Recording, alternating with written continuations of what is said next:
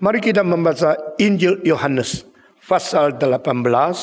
Kita mulai dari 39 dan seterusnya. Injil Yohanes pasal ke-18. Kita membaca dari ayat 39 dan seterusnya. Saya membaca 38b. Sesudah mengatakan demikian, keluar Pilatus lagi mendapatkan orang-orang Yahudi dan berkata kepada mereka, "Aku tidak mendapati kesalahan apapun padanya. Tetapi pada kamu ada kebiasaan bahwa pada Paskah aku membebaskan seorang bagimu. Maukah kamu supaya aku membebaskan raja orang Yahudi bagimu?" Mereka berteriak pula, "Jangan dia, melainkan Barabas." Barabas adalah seorang penyamun. Lalu Pilatus mengambil Yesus, menyuruh orang menyesah dia. Prajurit-prajurit mengganyam sebuah mahkota duri dan menaruhnya di atas kepalanya. Mereka memakaikan dia jubah ungu. Dan sambil maju ke depan, mereka berkata, "Salam, hei Raja orang Yahudi." Lalu mereka menampar mukanya. Pilatus keluar lagi dan berkata kepada mereka, "Lihatlah, aku membawa dia keluar kepada kamu, supaya kamu tahu bahwa aku tidak mendapati kesalahan apapun padanya." Lalu Yesus keluar bermahkota duri dan berjubah ungu. Maka kata Pilatus kepada mereka, "Lihatlah manusia itu." Ketika imam-imam kepala dan penjaga-penjaga itu melihat dia, berteriaklah mereka, "Salibkan dia, salibkan dia." Kata Pilatus kepada mereka, "Ambil dia dan salibkan dia, sebab aku tidak mendapatkan kesalahan apa padanya." Jawab orang-orang Yahudi itu kepadanya, "Kami mempunyai hukum, dan menurut hukum itu ia harus mati, sebab ia menganggap dirinya sebagai anak Allah." Sampai di sini kita membaca Alkitab. Saudara-saudara, meskipun yang dicatat di sini tidak panjang lebar, kalimat-kalimat dan kata-kata yang dipakai sangat sederhana dan sangat-sangat ringkas sekali. Tapi bagi saya, mungkin tidak ada sastra dari ayat-ayat seperti ini bisa ditulis oleh orang lain lebih indah, lebih lengkap, lebih mengagumkan daripada istilah-istilah yang dipilih dan cara penyusunan yang begitu hebat melampaui Injil Yohanes. Sejak sejarah manusia, tahu tidak ada satu buku menerima pentafsiran lebih banyak dari Injil Yohanes? Sepanjang sejarah manusia dari barat sampai timur, dari ribuan tahun, tidak ada buku apapun, komikkah, sejarahkah, syairkah, buku textbookkah, filsafatkah, buku politik, atau buku-buku pemerintahan yang ditafsirkan lebih banyak dari kitab Yohanes. Di antara 66 jilid kitab suci, tidak ada kitab yang lebih banyak orang mentafsirkan. This is the most popular book to be read, to be explained, to give commentary on it. Saudara-saudara sekalian, ayat yang tadi kita baca, sesudah dia mengatakan, apakah itu kebenaran?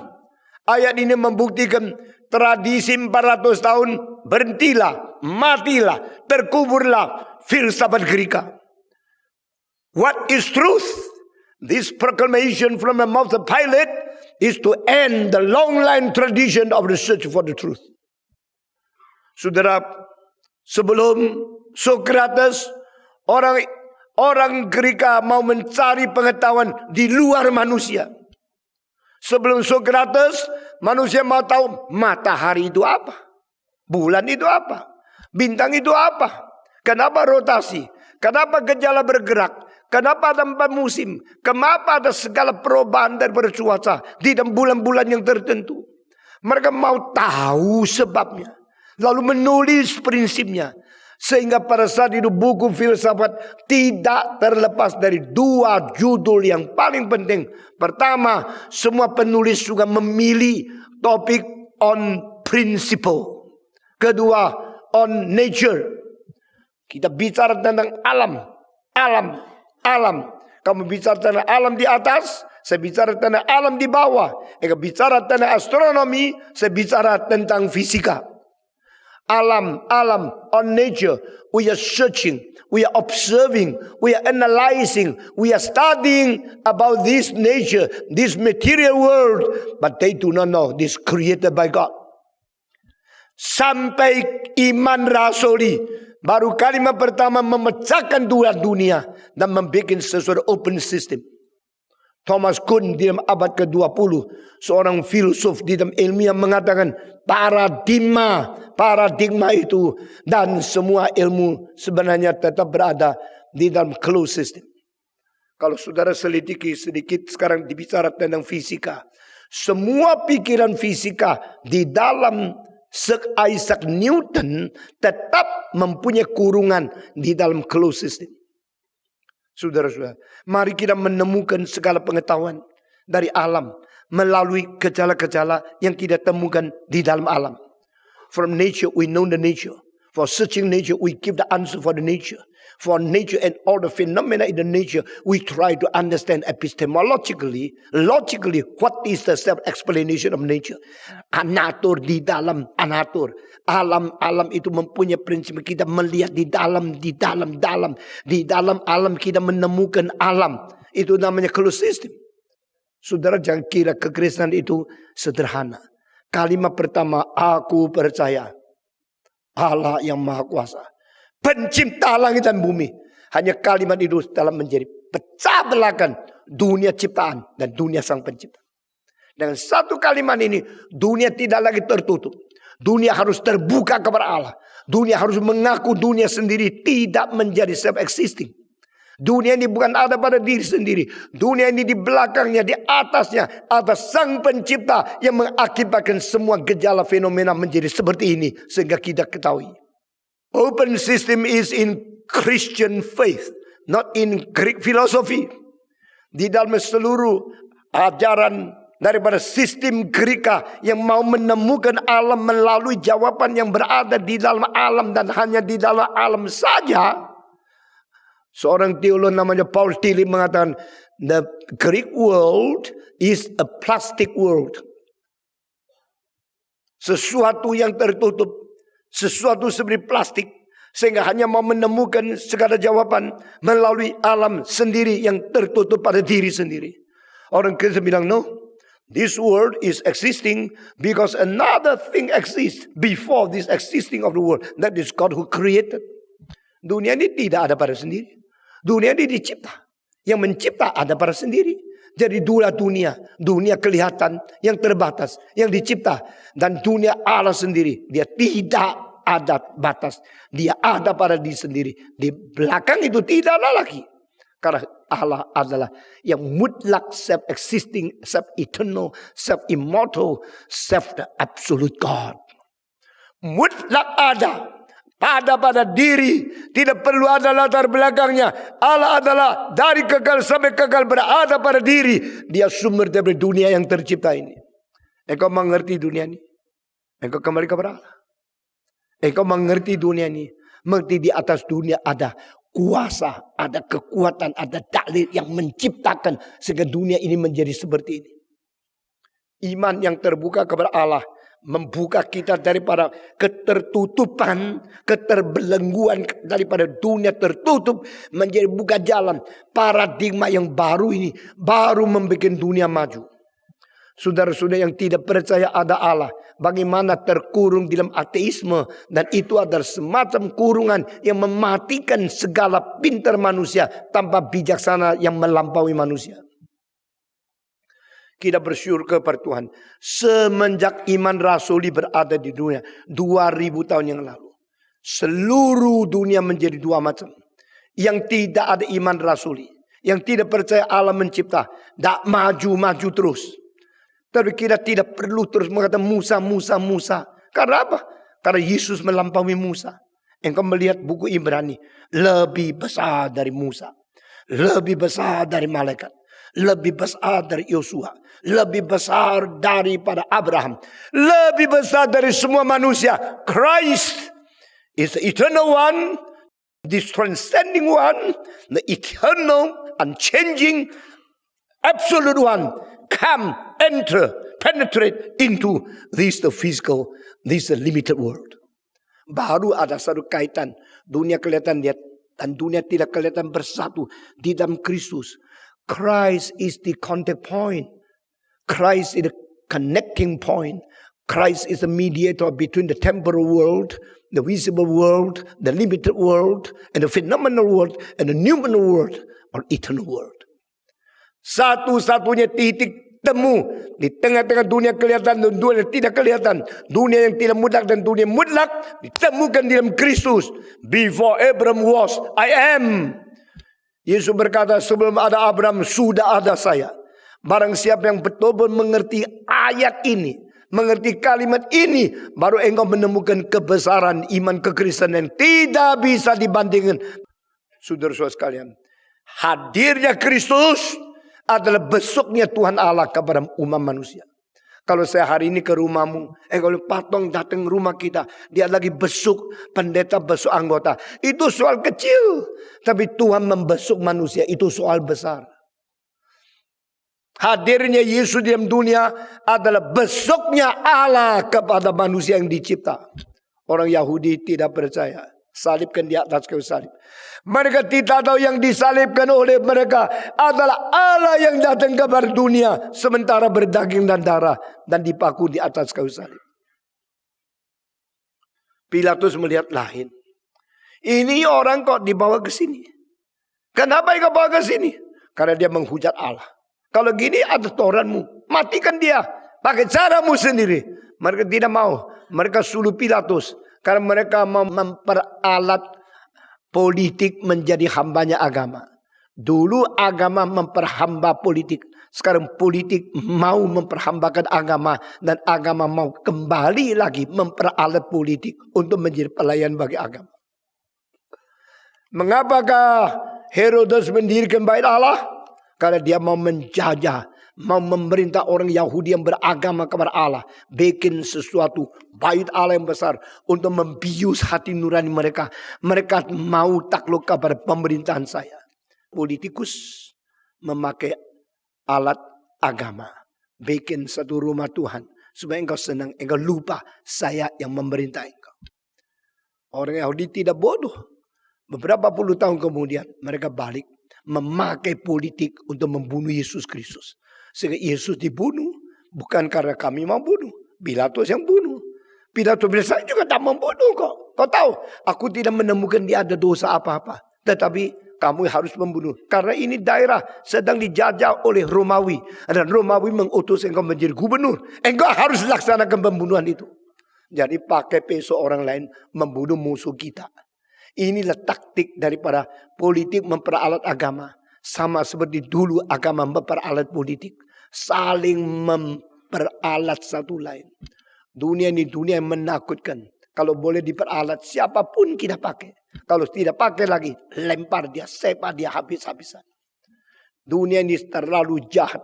Manusia terlalu licik. Dan di sini permainan terjadi. Saudara-saudara.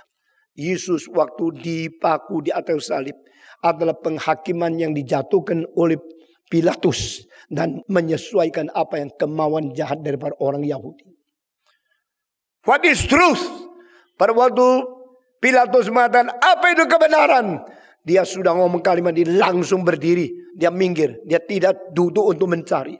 Orang yang mau tanya tidak mau jawaban, itu orang kurang ajar. Orang yang menanya setelah tanya dia pergi, berarti dia tidak pernah menghargai orang yang bisa menjawab. Pilatus kalau mengatakan apa itu kebenaran, lalu dia duduk, oh Yesus beritahu kepada saya, dia bersifat murid yang benar. Apa itu kebenaran? Pergi, berarti dia menghina, dia melecehkan, dia menolak kemungkinan Yesus menjawab pertanyaan dia. Yesus melihat manusia bersandiwara. Saudara jangan kira engkau saben hari datang ke gereja, engkau melihat gereja, melihat pendeta. Tuhan sedang melihat engkau bersandiwara. Manusia sedang main sandiwara. Pada waktu Pilatus mengatakan, apa itu kebenaran? Dia kira dia meleceh kebenaran. Dia sedang mengumumkan bahwa dia tidak pernah menghargai kebenaran. Dia tidak mengetahui kebenaran. Dia sedang mensandiwarakan kalau dia tidak tahu apa itu kebenaran. Saudara-saudara, setelah dia pergi, lalu dia bawa lagi Yesus Kristus, bawa kepada orang Yahudi. Dia mengatakan, aku tidak mendapatkan kesalahan apapun pada dia. Saya berkata, zaman Sokrates istilah kebenaran sudah tidak menjadi hal yang penting. Karena yang menggantinya adalah skeptisisme. Yang disebut skeptisisme berarti meragukan kemungkinan ada kebenaran. Agnostisisme meragukan ada kemungkinan mengetahui kebenaran. Agnostisisme adalah saya tidak tahu.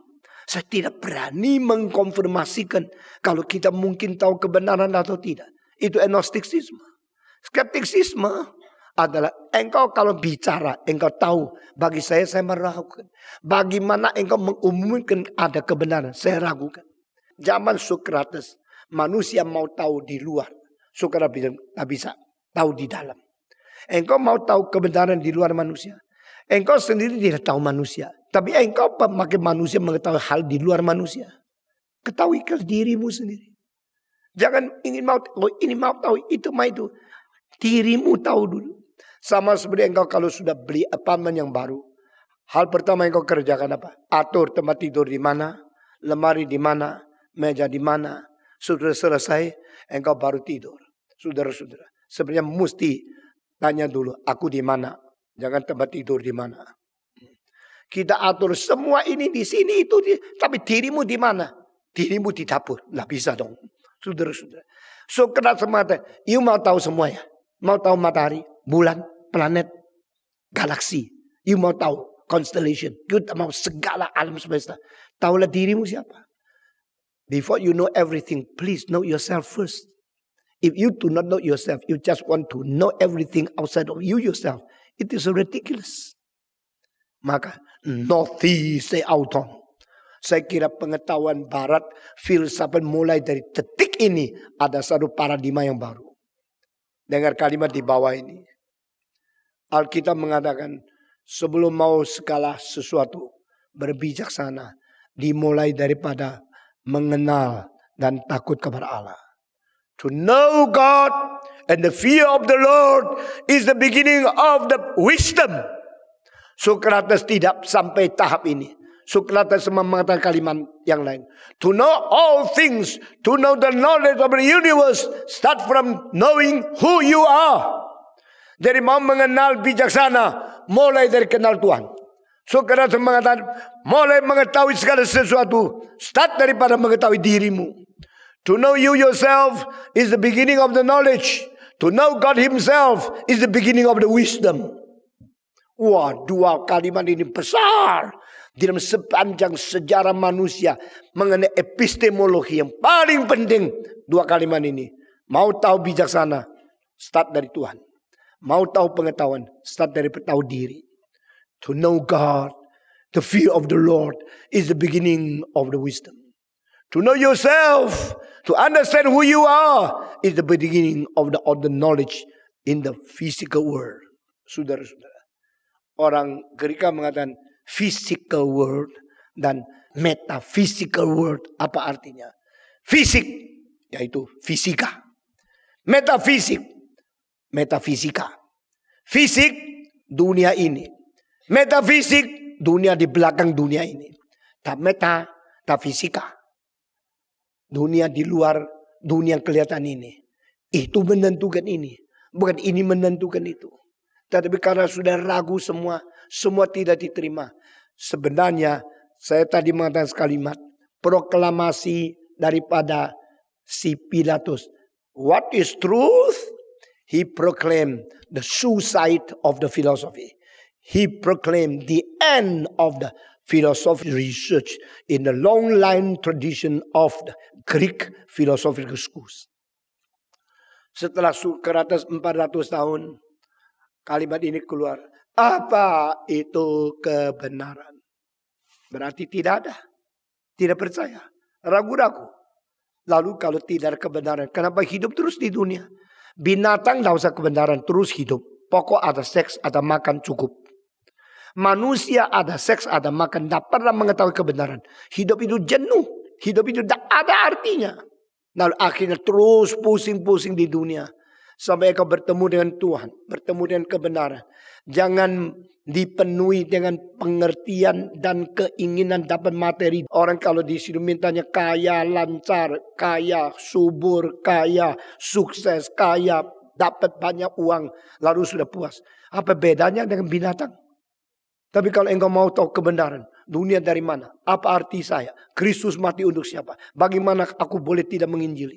Engkau mengerti kebenaran-kebenaran lebih dalam dari segala semua fenomena. Baru engkau rasa hidup berarti.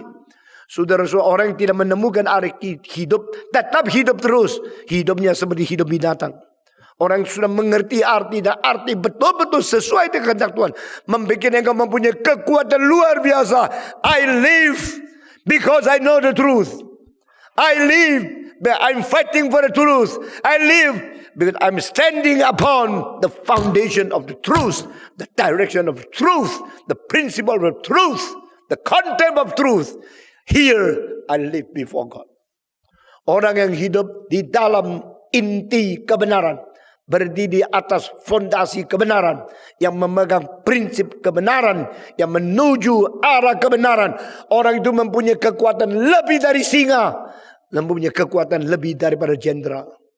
Saudara-saudara, dengan kebenaran yang kita pegang, kita hidup dan kita tidak takut mati. Saudara-saudara, di manakah kerajaan Romawi? Hancur. Di manakah orang-orang seperti Petrus, Paulus, seperti Nathaniel, seperti Bartolomeo, seperti Yohanes, hidup selama-lamanya? Karena apa? Yang di situ cuma kuasa politik, militer, ekonomi dunia. Yang ini adalah kebenaran Tuhan yang tidak berhenti berada di dalam selama-lamanya. Saudara-saudara, kekuatan orang yang mempunyai kebenaran lebih besar dari militer yang berjuta-juta jiwa yang menjadi serjadu mengikut dia. Kekuatan terbesar bukan kekuatan missiles. Kekuatan terbesar bukan kekuatan bom atom. Kekuatan terbesar di alam semesta ada kebenaran Tuhan yang berada di dalam hidup manusia. Amin. That is the reason I'm living in this world. Saya tidak pernah takut orang yang kaya, orang yang mempunyai uang banyak, orang yang mempunyai militer, orang yang mempunyai bom. Karena itu hanyalah hal-hal yang sementara, tidak mempunyai kepentingan apa-apa. Tapi kita mempunyai kebenaran Tuhan. This world and all the lust of this world will perish. Dunia dan segala hal, segala nafsu dia akan lenyap. Hanya mereka yang melakukan kehendak Allah tetap kekal selama-lamanya. Saudara-saudara, waktu kerajaan Romawi mempunyai gubernur seperti Pilatus yang sudah tidak ada kekuatan, ragu-ragu. What is truth? Apa itu kebenaran? Dari kalimat ini kita tahu tidak lama lagi kerajaan Romawi hancur. Karena tidak ada kebenaran, tidak ada pegangan. Tapi orang Kristen yang diadili, Yesus Kristus yang diadili Pilatus akan dipaku di atas salib. Tidak mungkin hancur, karena dia akan bangkit. Karena apa? Pilatus mengatakan, what is truth? Yesus mengatakan, I was born to bear the witness for the truth. My kingdom not from this world. Kerajaanku bukan dari dunia ini. Kerajaanku ada kerajaan yang kekal. Saudara-saudara, ada kerajaan dijanjikan kepada perampok. Hari ini engkau akan bersama dengan aku di Firdaus. Engkau akan mati, saya akan mati. Soal kecil. Engkau di Firdaus, saya di Firdaus. Ini kekal. Kerajaan sekarang ini sementara. Tapi kita akan masuk ke kerajaan yang kekal. My kingdom is not from this world. Maka Pilatus dengan lagi lebih bingung. Lebih pusing. Bawa Yesus keluar. Aku tidak menemukan dosa apa ada pada orang ini. Sudah berapa kali ini akhirnya Alkitab mengatakan kepada kita bahwa sudah tidak ada caranya. Terpaksa Pilatus mengatakan satu strategi yang baru. Pada hari Paskah, setiap tahun ada satu peraturan. Saya boleh melepaskan satu orang. Ya, paling baik yang dilepas Yesus. Karena saya sudah 3 kali mengumumkan tidak menemukan dosa. Kalau gini lepas, ya boleh juga ya. Memang setiap kali hari Paskah itu ada pelepasan. Melepaskan satu orang, ya sudah. Kalau begini selesailah. Tapi Pilatus baru tahu apa yang dia inginkan tidak mungkin dicapai. Meskipun dia mempunyai kuasa paling besar di seluruh provinsi Yudea. Saudara-saudara, jangan kira kalau engkau sudah menjadi orang pejabat paling tinggi, engkau mempunyai kuasa mutlak. Pejabat paling tinggi pun akhirnya tidak bisa bebas daripada apa yang dia inginkan melalui perkataan-perkataan dia janjikan. Waktu Herodes lagi senang-senang melihat anak perempuan daripada istri yang dirampas dari kakaknya berdansa di situ. Ini orang tua melihat anak gadis yang cantik sekali berdansa. Senangnya lupa diri. Oh, Salome dansa mengiurkan. Si mata dari Herodes ikut segala gerak-gerik yang berdansa itu. Akhirnya saking senangnya dia mengatakan sekali kembali.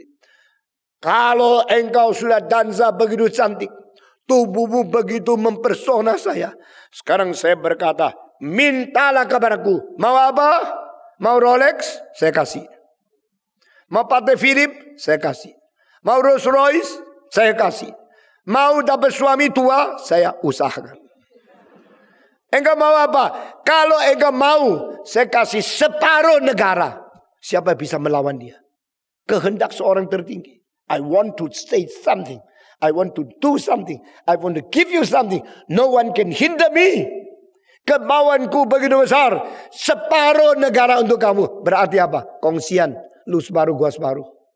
Mulai hari ini, kamu separuh 50% saham negara Israel. Saya 50%. Raja berani menawarkan negaranya separuh kepada seorang gadis. Hanya pintar dansa. Gila. Bayangkan ya. Bukan karena dia jenderal yang perang menang. Bukan karena filosof yang kebenarannya begitu hebat. Hanya karena dansa-dansa. Pada seseorang yang sudah jatuh di dalam dosa. Birahi. Seks menentukan otak dan kuasa di tangannya. I will give the half of the country for you. Please ask me. Lalu perempuan ini bilang, saya meminta apa ya? Kalau minta berlian, Harry Winston. Ada melihat. Itu arloji paling mahal. Daripada Patek Philippe. Atau paling apa.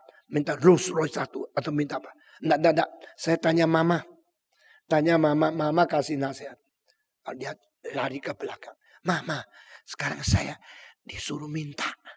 Sampai boleh separuh. Jangan 3/4, separuh boleh. Ya. Separuh negara pun dikasih. Mau minta apa?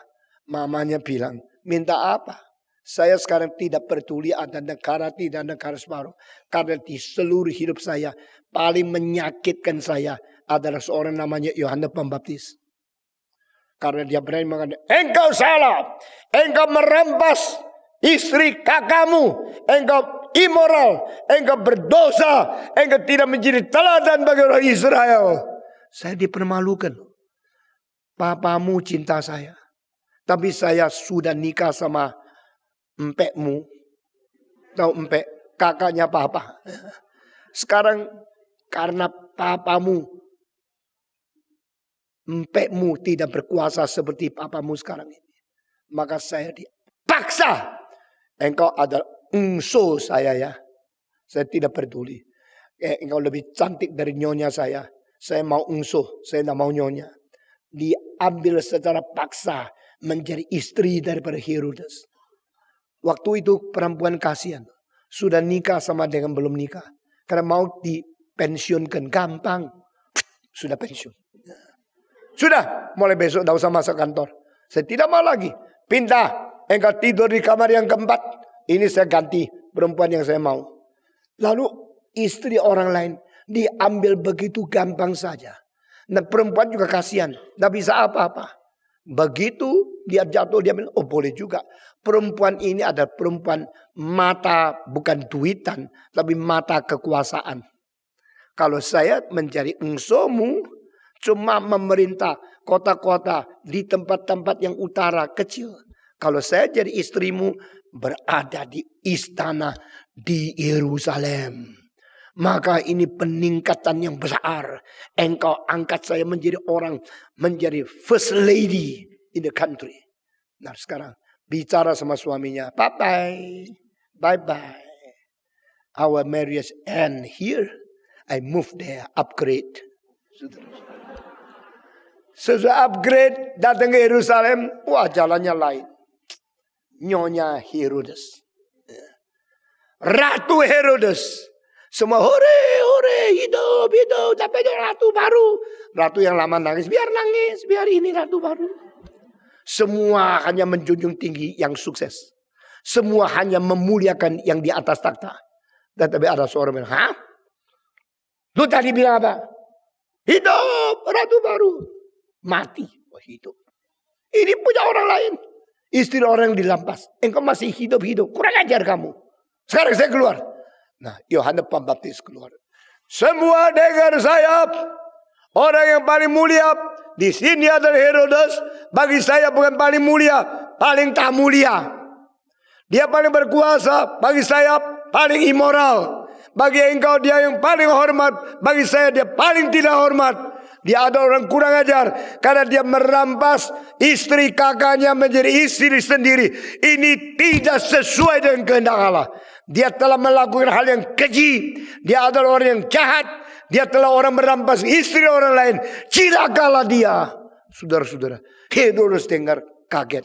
Ternyata masih ada pendeta yang berani khotbah keras-keras. Tetapi pendeta itu sama saya, besar mana sih? Menurut saya, besar saya. Menurut pendeta, besar pendeta. Yang mana yang lebih besar? Saya dong. Saya ada tentara. Saya ada militer. Saya ada pengadilan. Semua kalau saya kasih uang dengar saya. Tetapi ini orang tidak mau dikasih uang. Tidak mau disuap. Tidak mau dengar kuasa. Tidak peduli militer. Karena dia mempunyai backing. Namanya Allah. Backingnya Allah. Hamba Tuhan tidak ada uang tidak apa-apa. Tidak militer tidak apa-apa. Kalau tidak ada Allah membacking. Itu hamba Tuhan bisa diperlakukan seperti anjing. Tapi kalau hamba Tuhan punya keyakinan Allah berpihak dengan aku, silakan bunuh. Aku akan bicarakan kebenaran. Ini Yohanes Pembaptis. In the name of God, I scold you, I rebuke you, because your wife is not your wife. Engkau telah merampas istri orang lain menjadi istrimu. Cilakalah engkau. Herodes kaget. Herodes ada hati nurani. Dan malam-malam tidur. Benar juga ya. Yang dikatakan Yohanes Pembaptis benar juga.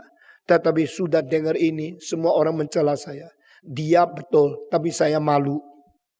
Saya malu bagaimana ya? Tuh dia lus-lus rambutnya ratu baru. Oh my sweetheart. Jantungku, hatiku. Engkau sudah dengar tidak? Tadi dia khotbah itu maki-maki kita. Iya, orang gitu ya matiin aja. Tidak ada militer kok.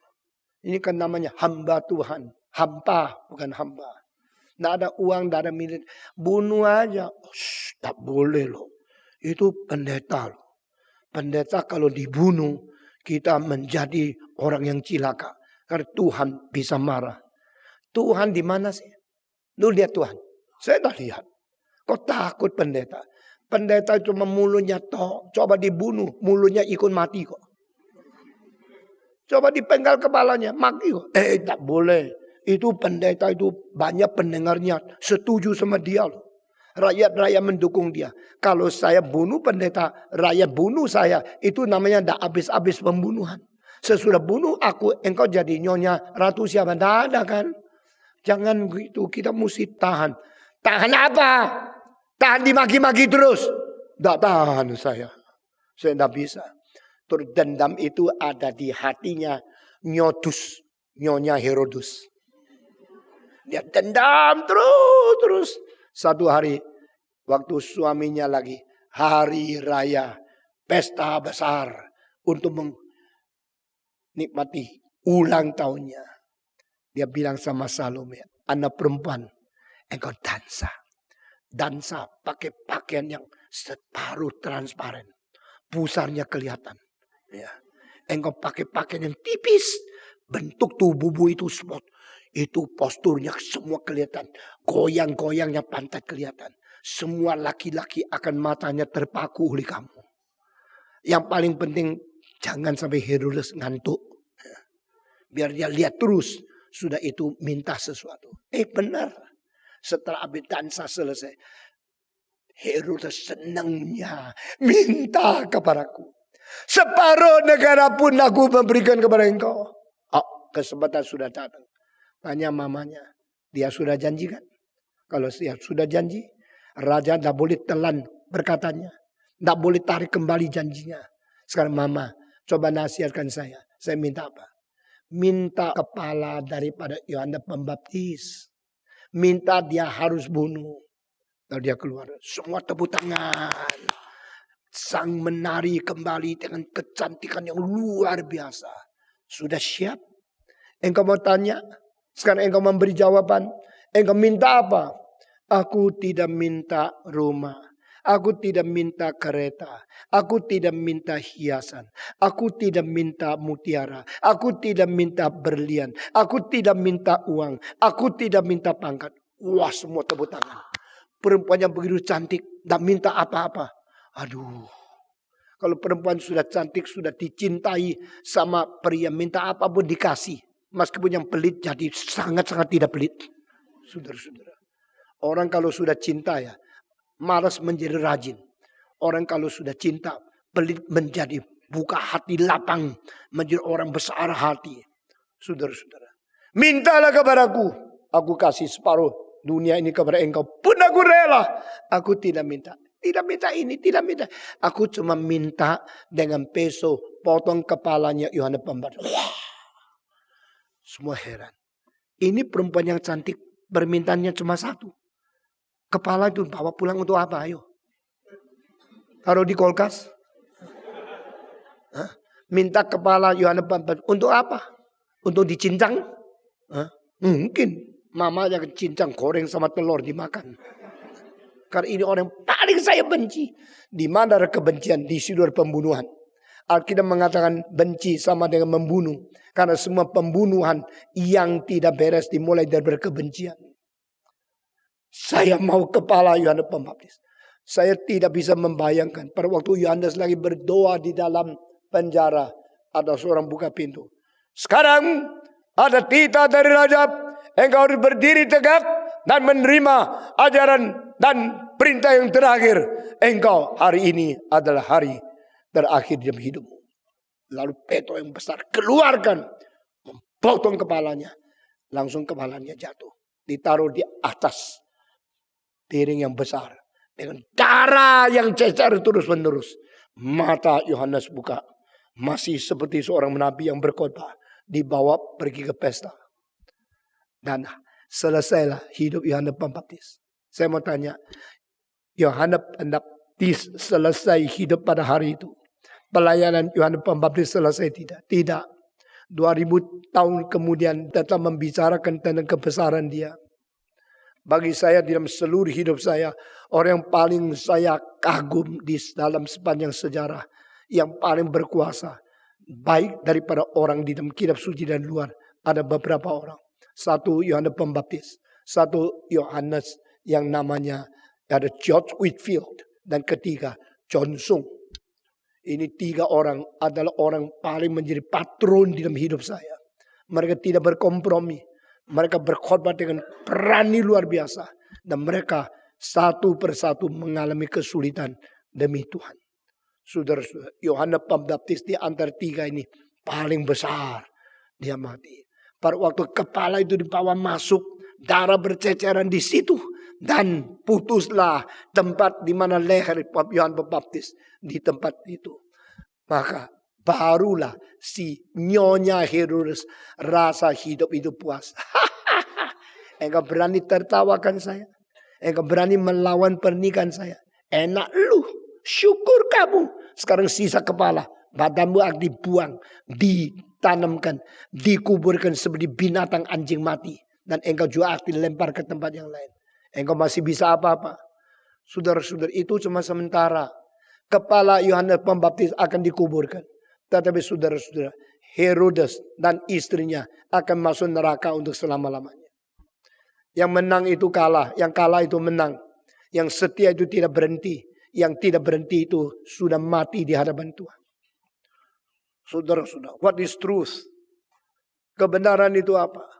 Saudara-saudara, pada waktu Herodes melihat kepala itu, dia sudah tahu, mulai hari ini seumur hidup dia tidak bisa tidur. Saban malam akan dihantui dengan kepala Yohanes. Yang seperti berkata kepada dia, engkau tidak sah mempunyai istri. Engkau merampas istri kakakmu menjadi istrimu. Tuhan tidak senang. Demikian firman Tuhan, engkau berdosa. Kalimat khotbah yang keras akan terus menerus menghantui dia sampai mati. Dan Herodes mempunyai pengertian kedua. Ternyata aku berkuasa, tapi di belakangku ada orang perempuan yang menguasai kuasaku. Jangan kira yang menjadi presiden sudah top ya. Siapa di belakang kuasa engkau tidak tahu. Jangan kira menjadi ketua partai sudah top. Jangan kira orang paling top sudah mempunyai kuasa mutlak. Kuasa mutlak di belakangnya masih ada penguasa yang lain. Pada satu hari engkau terjerat oleh kuasa di belakangmu. Sehingga engkau tidak mungkin memakai kedaulatanmu untuk menentukan segala sesuatu. Engkau beritahu engkau budak. Herodes mempunyai kuasa terbesar. Herodes dikuasai kuasanya oleh seorang kuasa yang penuh dengan dendam. Mencengkeram dia, yaitu nyonya daripada dia yang tidak sah. Banyak orang mempunyai kuasa kelihatan hebat. Di belakangnya ada kuasa yang menguasai dia yang dia tidak bisa apa-apa. Ternyata dia tidak, dia mau apa? Mau melepaskan Yohanes Pembaptis. Sudah kadung ngomong, engkau minta apa saja kepadaku, aku pasti berikan engkau. Saya minta kepala. Aduh cilaka. Aduh dia sedih. Tapi tidak bisa tarik. Raja kalau sudah ngomong tarik kembali, wibawa rajanya hancur. Dari mana tahu dia tidak mau Yohanes dibunuh? Karena pada waktu Yohanes ditaruh di dalam penjara, dia sering malam-malam suruh orang keluarkan Yohanes, masuk ke kamarnya, khotbah lagi sama dia. Dia suka dengar khotbah yang keras, tapi tidak mau kalau khotbah keras didengar orang lain tahu. Maka banyak orang tidak mau ikut kebaktian saya. Kalau ikut kebaktian, loh pendeta itu juga ikut kebaktian Stephen Tong. Dia sendiri dengar khotbah. Nggak mau saya dengar khotbah Stephen Tong dikata orang lain. Caranya mau dengar, tapi tidak mau orang lain tahu. Beli kasetnya saja. Nggak ngerti ya sudah. Saya berkata banyak pendeta tidak mau ikut kebaktian saya. Curi-curi mendengarkan khotbah saya di rumah. Saudara-saudara. Yohanes Pembaptis masih laku. Tapi secara kelihatan tidak laku. Herodes masuk di penjara. Tetapi sebenarnya setelah Yohanes dipenjarakan, Herodes yang mempenjarakan diri di dalam jiwanya dia. Dia tidak bebas. Dia tidak sejahtera. Ini hari Rabu malam. Saya lagi tidak sibuk. Coba keluarkan Yohanes dari penjara. Supaya dia datang ke kamarku. Khotbah sama saya. Lalu dia mengharapkan Yohanes membaca Mazmur 23. Tuhan adalah gembalaku. Aku tidak berkekurangan apa-apa. Khususnya nyonya. Tapi Yohanes datang. Khotbahnya bukan itu. Dia khotbahnya daripada buku Yesaya. Cilakalah engkau yang mendekati aku dengan mulutmu. Karena hatimu jauh daripadaku. Menyembah aku sia-sia adanya. Lalu dia sudah dengar. Senang dengar. Tapi jangan negur dong. Saya suka dengar khotbahmu. Tapi jangan marah-marah sama saya. Saya datang lagi minggu depan. Tapi jangan marah-marah sama saya. Kalau you tidak khotbah kepada saya dengar kaset. Kalau tidak dengar kaset, you yang datang kamar saya kasih uang. Dulu ada seorang kaya, sekarang ada di Tiongkok. Dia bukan pada hari Minggu tidak ke gereja. Dia minta pendeta pergi ke Pulau Seribu. Kenapa? Saya ada uang. Saya tidak suka ikut kebaktian di Kemayoran atau di Kampus Mas atau berada. Saya lebih baik cari pendeta khotbah kepada saya. Bukan saya ke gereja. Semua lihat saya malu. Saya orang kaya. Lu yang ke Pulau Seribu saya bayar kapal, bayar hotel, bayar semua. Lu yang khotbah kepada saya. Lalu pendeta khotbah. Dia berada di sofa, kursi malas, tidur enak-enak, kipas-kipas. Khotbah. Saya berkata, hei kau orang kaya. Di Jakarta saya katakan 5 menit. kepada orang paling kaya. Di Jakarta orang kaya mau pendeta keliling kamu, mendukung kamu. Dosa kamu. A servant of God should be the center of the ministry. And all the rich people, millionaire, supporting him, surrounding him. Engkau harus mengelilingi hamba Tuhan, mendukung dia. Bukan engkau yang menjadi bos, pendeta kelilingi kamu. Itu bukan pendeta, itu adalah budak-budak orang-orang milioner. Siapa yang berkhotbah seperti ini? Saudara-saudara. Herodes berada di kamar, panggil dia keluar. Saya tidak bisa dengar khotbah dia. Kalau saya pergi ke situ orang bilang, raja pun pergi penjara. Suruh orang di penjara lepas keluar di sini. Sudah lama di penjara, tak enakan. Masuk kamar saya boleh minum Coca-Cola. Boleh dapat AC. Sebentar ini lalu khotbah sama saya. Kalau saya begitu baik kepada engkau, khotbahnya yang enak dong. Jangan terlalu keras dong. Tetapi bagi Yohanes Pembaptis, tidak ada Coca-Colaan. Tidak ada AC-AC-an. Tidak ada sofa-sofaan. Adanya firman Tuhan.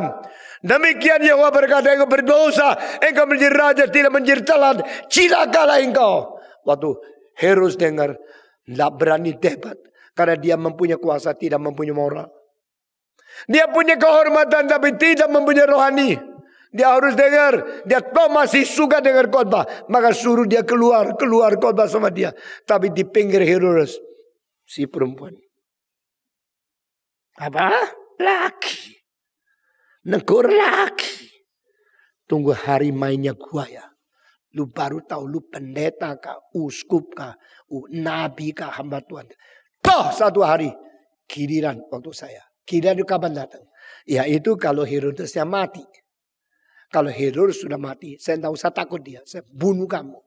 Tapi ternyata sebelum Herodes mati, lagi ulang tahun senang-senang, kesempatan langsung diambil untuk membunuh Yohanes Pembaptis. Saya mau tanya, waktu Yohanes Pembaptis dibunuh, Tuhan tahu enggak? Jawab. Tuhan tolong enggak? Kenapa Tuhan tidak tolong? Kenapa Tuhan tidak tahu? Tuhan itu tega loh. Melihat hambanya disiksa, dianiaya. Dia tega melihat hambanya ditumpas, dibunuh sebegitu saja. Jangan bilang hambanya. Anak yang tunggal dipaku di atas salib. Berteriak, my God, why hast thou forsaken me? Allah tidak mengatakan, because this and that so I forsake you. Biarin. Allah itu kadang-kadang kelihatan kejam, tegas. Membiarkan hambanya itu dilecehkan, diumpat, difitnah, dianiaya, dibuang, dibunuh. Begitu saja. Tapi jangan takut. That is not the final point. That is not the final occasion. Because the coming up occasion will be more glorious. Mati bukan selesai. Kebangkitan akan meneruskan kematian. Salib bukan selesai. Mahkota selanjutnya akan lebih besar. Yohanes dibunuh. Biarin. Pekerjaan Tuhan tidak hancur. Yohanes boleh dibunuh. Tapi kebesaran Yohanes akan diberitakan sampai kesudahan alam tidak henti-henti. Saya tidak tahu ada siapa yang paling pendek hidupnya. Di The Musikus ada seorang komunis. Hanya umur 27 sudah mati. Tapi lagunya indahnya kemarin masih saya dengar lagi. Pergolesi. Sebelum Bach, sebelum Handel. Membuat lagu yang begitu indah. Salah satu lagu yang paling indah dari Pergolesi ada Stabat Mater. Stabat itu ada suffering. Mater itu ada mother. The suffering mother. Maria begitu sengsara melihat Yesus dipaku di atas kayu salib. Cucuran air mata menjadi musik. Pergolesi umur 27 sebelum mati menulis musik yang begitu besar. Saya mau tanya antara engkau, siapa yang pernah mendengar Stabat Mater daripada Pergolesi? Coba katakan. Satu, hanya satu orang. Saya kalau tanya apa lu tidak tahu, cuma tahunya Kenarok Kendedes. Saudara-saudara sekalian. Pergolesi hanya umur 27 harus mati. Tapi tidak apa-apa. Musiknya bukan umur 27. Musik yang ditulis oleh dia Stabat Mater sampai sekarang sudah 300 tahun. Hidup terus. Tidak usah takut engkau umur pendek. Yang takut pikiranmu pendek. Tidak usah takut engkau dibunuh. Yang takut pikiranmu mungkin dilenyapkan. I never afraid of that death. Persecution. Aku tidak pernah takut. Karena apa yang saya khotbahkan akan terus mempengaruhi seluruh dunia terus beribu-ribu tahun. Karena itu kebenaran. Demikian juga saudara-saudara Yesus hanya 33 tahun. Tidak apa-apa. Pekolesi 27 tahun. Tidak apa-apa. Yohanes cuma melayani setengah tahun. Tidak apa-apa. Setengah tahun mengatakan, lihatlah domba Allah yang menghapus dosa seluruh dunia. Setengah tahun dia mengatakan, lihatlah orang ini adalah orang di belakang datangnya saya. Tapi sebelum saya ada dia sudah berada. Aku membuka tali sepatunya pun tidak layak. Kalimat-kalimat daripada Yohanes Pembaptis yang memperkenalkan Kristus adalah kesimpulan yang paling ringkas daripada pengertian seluruh perjanjian lama. The greatest reductionist of the Old Testament. Altogether thousands of years concerning the prophecy of Jesus Christ condensed in only a few words. Saya tidak pernah mengerti orang bisa khotbah seluruh perjanjian lama hanya dengan berapa kalimat seperti Yohanes Pembaptis. Dia memperkenalkan Kristus dengan kristologi yang paling kental, yang paling tepat, yang paling singkat, yang paling berkuasa untuk pengaruh untuk selama-lamanya. Yohanes Pembaptis pelayanan cuma setengah tahun. Tidak apa-apa. Setelah dia melayani, bertobatlah kamu, bertobatlah kamu. Yesus muncul. Langsung dia suruh orang pergi kepada Yesus. Lalu dia ditangkap. Cukup. Pelayanan setengah tahun cukup. Lebih baik dari pelayanan 50-60 tahun. Omongnya omong kosong. Khotbahnya cuma sedikit, tidak apa-apa. Kentalnya, tepatnya. Lebih dari mereka yang khotbah. Habis-habis semua cerita. Kosong-kosong. Yohanes Pembaptis tidak bisa menguasai. Dia harus dipotong kepalanya. Tapi tidak apa-apa. Yang dia tinggalkan kalimat-kalimat yang pendek-pendek. Telah menjadi kebenaran yang paling penting dalam sejarah. Short sentences, short statements, short words out from his mouth had influenced the people for thousands of years, for millions of hearts. Berjuta-juta hati dipengaruhi oleh Yohanes Pembaptis. Saudara-saudara, pada waktu Yesus dipaku, Pilatus mengatakan what is truth. Dia mentelanjangkan diri, dia mempamerkan diri di dalam sandiwara. Ternyata saya tidak tahu kebenaran. Yesus yang diadili oleh dia. Pilatus yang rendah di atas. Yesus yang mulia di bawah. Mengatakan, I come to bear the witness for the truth. I was born because of this. I purposely come to bear witness for the truth. My kingdom is not from this kingdom. Lalu Yesus dibawa. Pada saat itu, Pilatus mengatakan, kalau boleh tidak usah salibkan Yesus. Oke, hari ini hari Paskah. Saya lepaskan satu orang. Di sini saya lepaskan Yesus. Maukah engkau? Saya melepaskan orang Yahudi. Ini raja Yahudi, saya lepaskan. Tidak sangka mereka berteriak, jangan lepas Yesus. Lepaskan Barabas. Ini namanya freedom of vote. Ini namanya pilihan umum berdasarkan human right. Ternyata hati mereka tidak ada Tuhan. Ternyata dalam politik mereka tidak mau Yesus. Mereka mau Barabas. Nah, ini kalimat dari terakhir sebelum Yesus mati. Pilatus mengatakan, what is truth? Konyol. Kalimat daripada Yahudi, kalimat terakhir. We need Barabas. We do not need Jesus. Konyol. Oh, saudara-saudara, kalimat-kalimat pendek-pendek. Setiap kalimat saya perhatikan, saya renungkan. Saya pikir kontemplasi sedalamnya. Saya baru tahu ini namanya agama. Orang agama mau apa sih? Mau berbuat baik. Kamu harus berbuat baik supaya masuk surga. Yang ngomong tidak baik. Kamu harus beribadah kepada Tuhan. Sendiri beribadah kepada iblis. Baru 3 hari yang lalu saya dengar satu hal, saya nangis. Ternyata salah satu pendeta yang saya kenal. Ternyata salah satu pendeta yang pernah murid saya. Sekarang sama istrinya dua-dua sakit sipilis. Saya kaget setengah mati. Kenapa pendeta yang saya kenal sakit sipilis? Tidak mungkin orang yang hubungan hanya dengan istri sendiri bisa sakit sipilis. Kalau engkau tidur sama nyonyamu. Berapa banyak kali sampai mati tidak mungkin sakit kelamin. Tapi kalau perempuan sudah mensetubui laki-laki berbeda-beda. Lalu laki bersetubuh dengan perempuan berbeda-beda. lebih dari satu pasangan, kemungkinan besar engkau sakit penyakit sifilis. Pendeta yang saya kenal pernah menjadi murid saya. Sekarang sakit sifilis. Saya seperti dunia kiamat. Saya tidak mengerti apa yang terjadi. Nah, istrinya juga kena. Kenapa? Pendeta ini pernah berzina sama orang lain. Dia kira perempuan yang cinta dia itu menjadi penghiburan bagi dia. Memberikan suatu kenikmatan yang melampaui dari hidup seks yang dia pernah memiliki. Tidak tahu perempuan itu sudah ada sifilis. Dia tidur satu malam kena. Lalu dia tidur istrinya kena. Jangan main-main dengan dosa. Saudara-saudara. Pilatus tidak bisa apa-apa.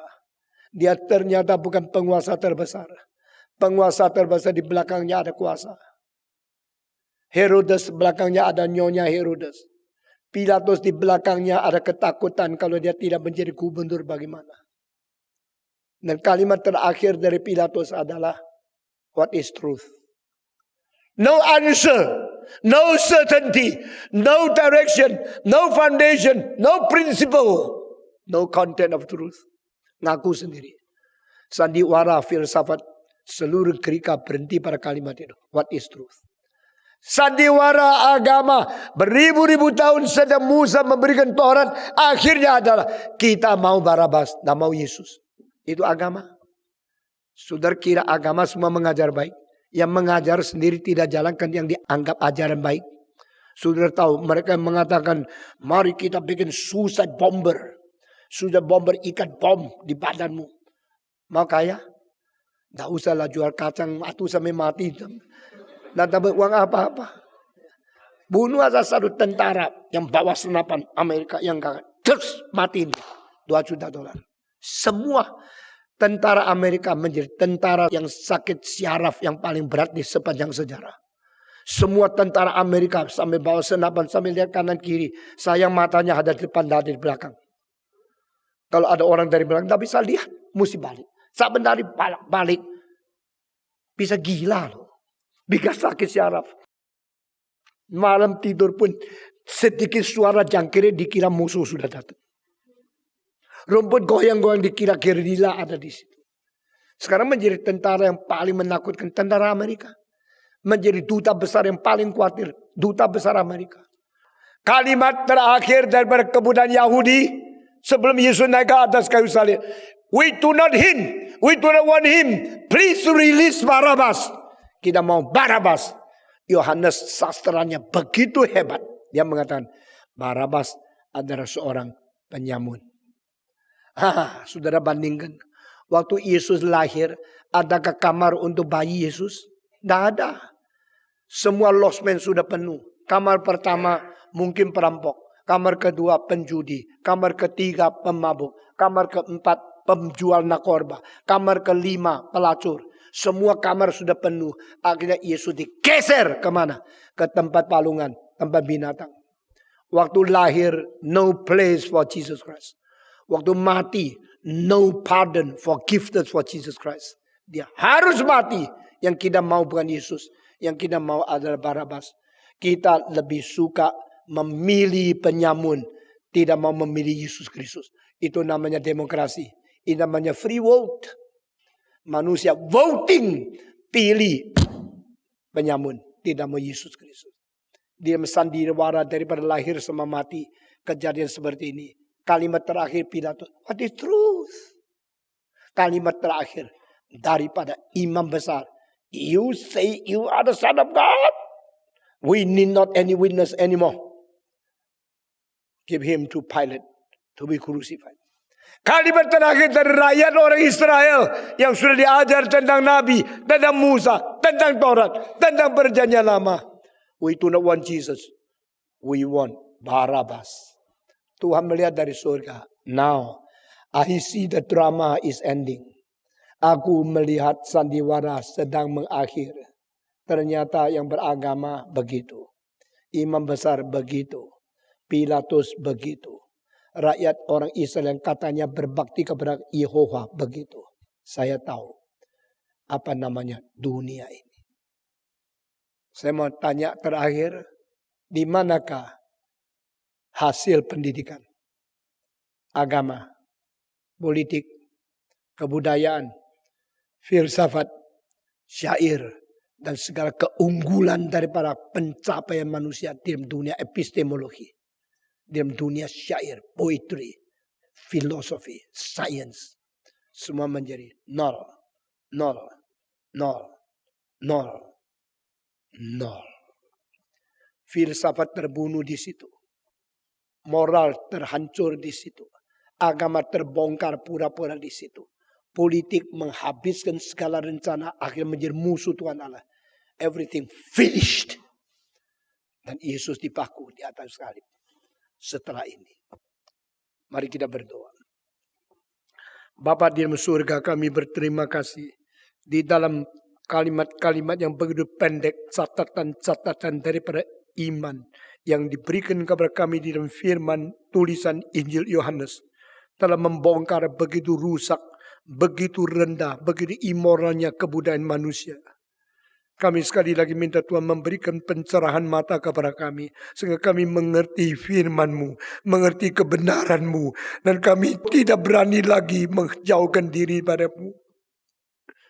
Kami dengan gentar dan takut penuh kepada Tuhan berkata, kami mau kembali kepadamu, menjadi orang yang sungguh-sungguh takut, sungguh-sungguh berjalan menurut kehendak-Mu. Dengar doa kami Tuhan. Berkati kami masing-masing. Dalam nama Yesus Kristus penebus dan juru selamat kami yang hidup, kami sudah berdoa. Amin.